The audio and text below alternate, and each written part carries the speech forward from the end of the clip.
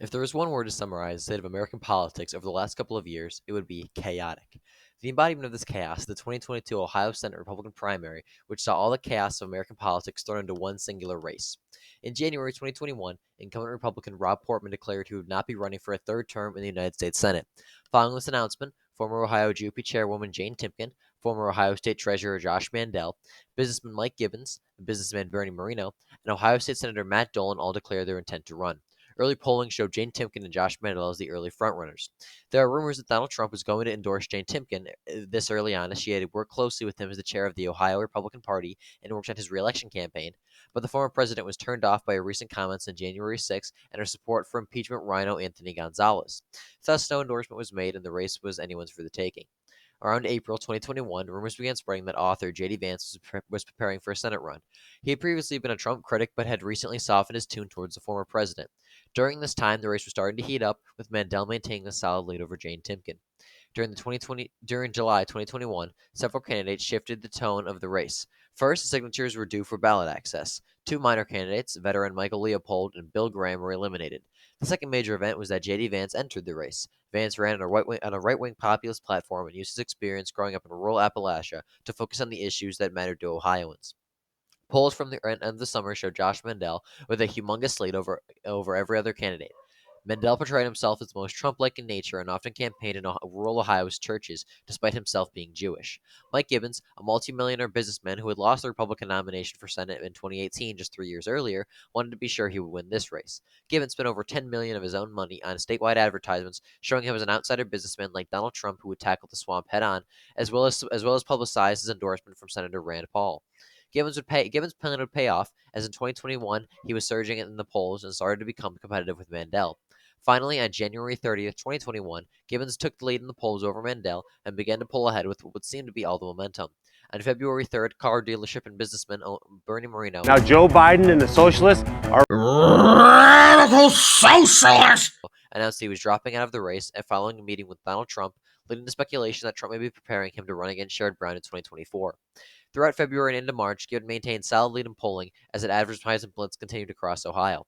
This all came to an end, however, when in March 2022, at a forum, Mandel and Gibbons got in a physical altercation which was seen nationwide. Gibbons had just told Mandel that he had never been involved in the private sector, and Mandel took their remark as an insult against his military service. The two got in each other's faces, and it appeared like punches were going to be thrown before the moderator separated them. This incident destroyed both Gibbons and Mandel's campaigns, and was actually a deciding factor in Donald Trump's endorsement. At the second debate, which was widely watched as people hoped to see a repeat of the drama at the first one, Mandel, Timken, Gibbons, Vance, and Dolan were all present.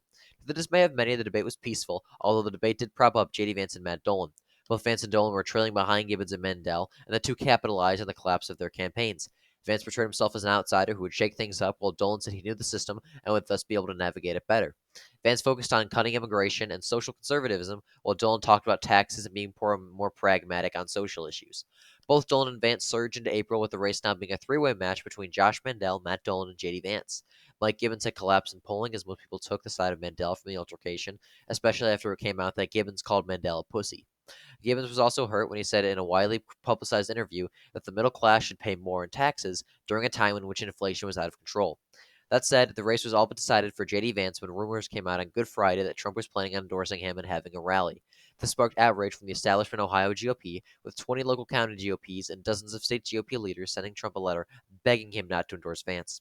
These attempts failed when Trump and his team endorsed J.D. Vance, calling Matt Dolan a rhino neocon and Mandel a grifter.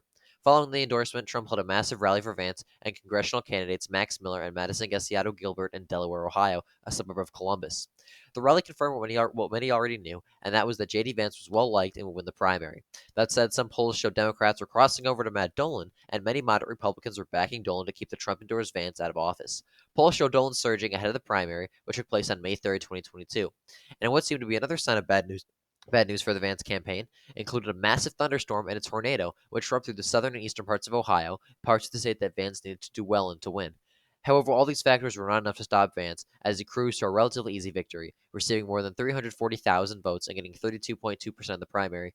To second place, Josh Mandel, who had 23.9%, and Matt Dolan, who took third with 23.3%. After more than a year of chaos, J.D. Vance had won.